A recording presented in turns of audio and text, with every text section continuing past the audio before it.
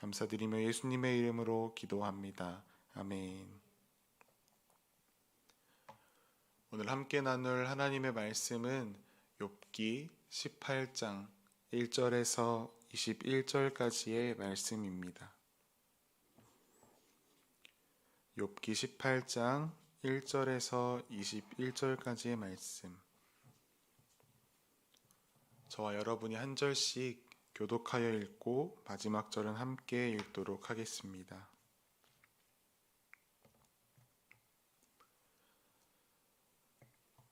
수아 사람 빌닷이 대답하여 이르되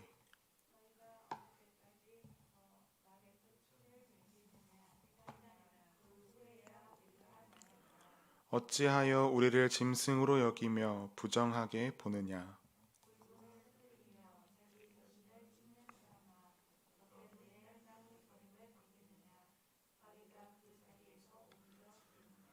악인의 빛은 꺼지고 그의 불꽃은 빛나지 않을 것이요.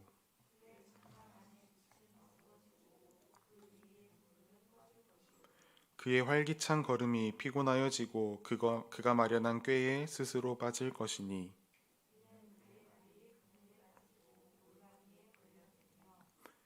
그의 발 뒤꿈치는 덫에 치이고 그의 몸은 올무에 얽힐 것이며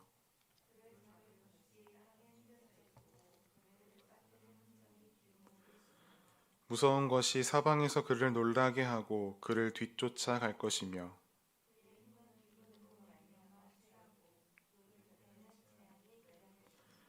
질병이 그의 피부를 삼키리니 곧 사망의 장자가 그의 지체를 먹을 것이며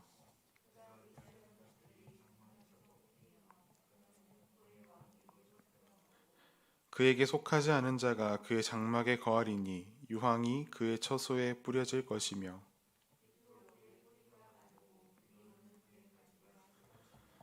그를 기념함이 땅에서 사라지고 거리에서는 그의 이름이 전해지지 않을 것이며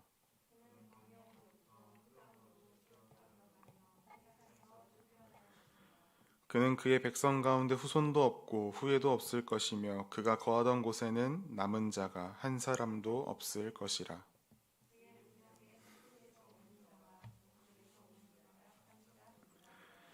참으로 불의한 자의 집이 이러하고 하나님을 알지 못하는 자의 처소도 이러하니라. 아멘. 하고 싶은 말, 해야 하는 말이라는 제목으로 말씀을 전합니다. 여러분은 대화하는 것 좋아하십니까? 주변 사람들에게 말 잘한다는 소리 들어보신 적 있으십니까?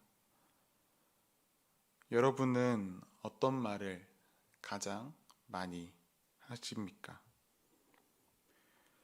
우리가 일상 속에서 할 수 있는 말은 정말 셀 수 없이 많습니다. 그런데 그 말들을 딱 두 가지의 부류로 나눈다면 이렇게 나눌 수 있을 것 같습니다. 내가 하고 싶은 말과 내가 해야 하는 말. 오늘의 제목입니다. 우리나라에는 말에 대한 여러 가지 속담, 격언들이 있습니다. 가는 말이 고와야 오는 말이 곱다. 발 없는 말이 천리 간다. 말 한마디가 천냥빚도 갚는다. 또 이런 말도 있습니다. 입 다물고 가만히 있으면 중간이라도 간다. 욥기 15장부터는 이제 욥과 욥의 세 친구 간의 두 번째 논쟁입니다. 다시 엘리바스부터 욥과 이야기하고 오늘 우리가 함께 읽은 본문은 빌닷이 두 번째로 욥에게 이야기하는 장면입니다. 오늘 본문을 함께 읽으시면서 여러분은 처음 빌닷이 욥에게 이야기했던 그 장면과 오늘에서 다른 점을 느끼셨습니까? 오늘 본문 속의 빌닷은 굉장히 격양되어 있습니다. 이전에는 빌닷이 욥에게 내 시작은 미약하였으나 끝은 창대하리라 라는 말을 해주었습니다. 물론 상황에는 맞지 않았지만 빌닷은 욥에게 자기 나름대로의 좋은 말을 해주었습니다.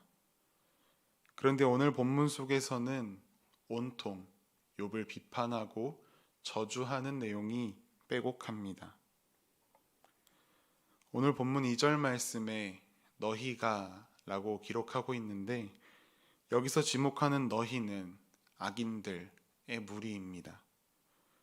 그 무리 속에 욥을 포함시켜서 빌닷은 이야기합니다. 이것을 우리식대로 해석하면 욥 너는 이라는 의미가 아니라 욥 너 같은 사람들은 이라는 뜻입니다. 즉 지금 빌닷은 욥에게 너 같은 악인들은 얼마나 어느 정도까지 멸망해야 그 말을 그만두겠느냐라는 말을 하고 있습니다.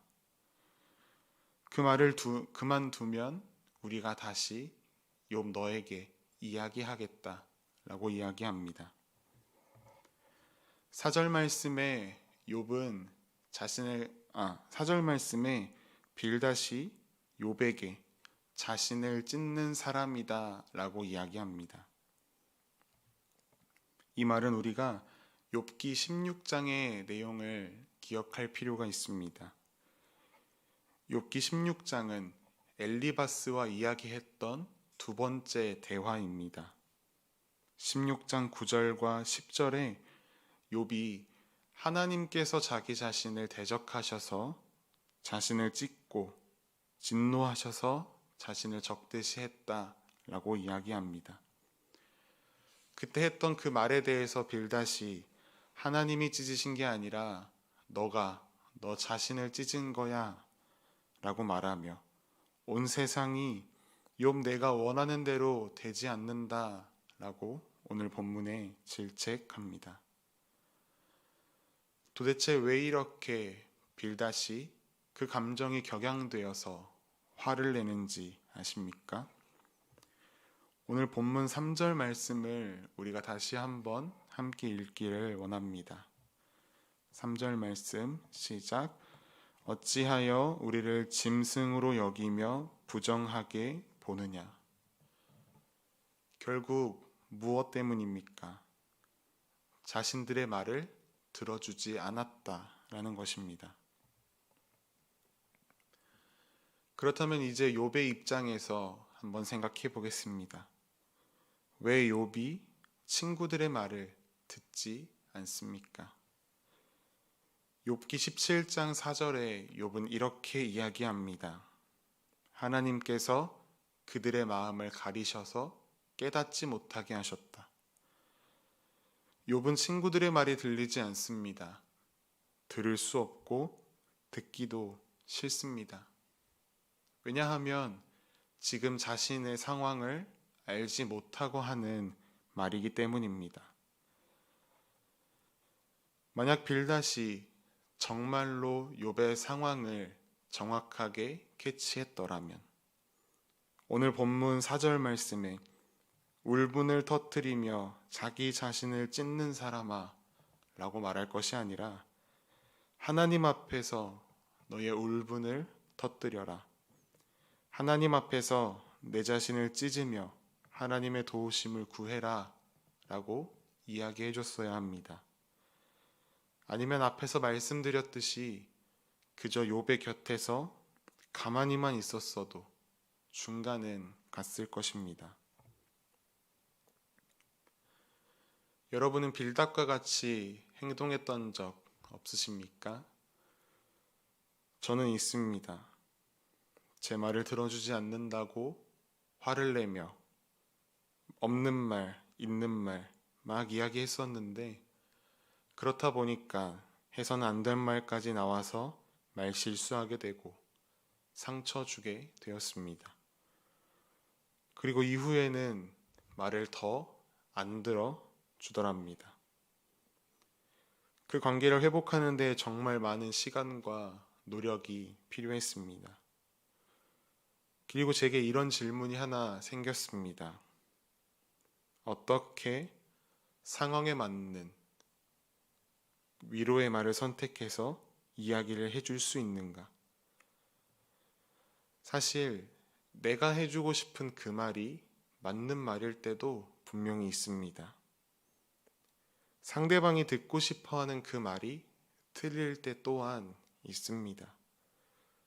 그런데 그것을 따지지 않고 상대방에게 진짜 필요한 말이 무엇인지 어떻게 알 수 있느냐의 질문입니다. 대화에 관한 책, 사람의 심리에 관한 책을 많이 읽는다고 해서 그거에 대한 정확하고 완벽한 답을 얻을 수 있느냐? 그렇지도 않습니다. 그런데 그렇게 고민하던 중에 답을 찾았습니다. 놀랍게도 성경 말씀 속에 그 답이 있었습니다. 이사야 50장 4절 말씀입니다. 우리 함께 읽으시겠습니다. 주 여호와께서 학자들의 혀를 내게 주사 나로 공고한 자를 말로 어떻게 도와줄 줄을 알게 하시고 아침마다 깨우치시되 나의 귀를 깨우치사 학자들 같이 알아듣게 하시도다. 아멘. 말에 대한 지혜가 필요한 것이 맞습니다. 그런데 그 지혜가 어떤 지혜냐 하면 여호와께서 깨우쳐 주시는 지혜입니다. 제가 이것을 잊고 있다가 한 목사님을 통해서 깨닫게 되었습니다. 담임 목사님이십니다. 제게 이 말씀을 찾아서 알려주셨습니다. 우리의 삶 속에서 우리가 하는 말 한마디 한마디에도 하나님께서 주시는 은혜와 지혜가 필요합니다. 공고한 자를 어떻게 도와줄 줄을 알게 하시고 아침마다 우리에게 깨우쳐 주시겠다 말씀하십니다. 그렇다면 이제 우리가 해야 하는 그 한 가지, 그것은 하나님께 그 지혜를 달라고 구하는 것입니다. 그리고 주신 그 지혜를 실천하며 사는 것입니다. 백날 깨달으면 무엇하겠습니까? 내 마음속에서 하고 싶어서 근질근질 거리는 그 말을 하지 않고 하나님께서 알려주시는 말을 할 수 있는 성숙한 믿음. 이 말은 정말 하기 싫은데 하나님께서 하라고 깨우쳐 주시면 할 수 있는 그 믿음의 수준에 여러분들 함께 도전하지 않으시겠습니까? 칼이 의사의 손에 있으면 생명을 살리고 강도의 손에 있으면 생명을 빼앗습니다. 말도 그런 것 같습니다. 그 한마디가 생명을 살리고 또한 생명을 빼앗기도 합니다. 이제 어떤 말을 하시며 사시겠습니까? 이제 우리가 하고 싶은 말이 아니라 하나님께서 우리에게 해야 하는 말을 깨닫게 하시는 그 지혜로 말미암아 사람을 살리는 우리의 말, 또한 영혼을 살리는 그런 우리 모두의 삶이 되기를 간절히 소망합니다.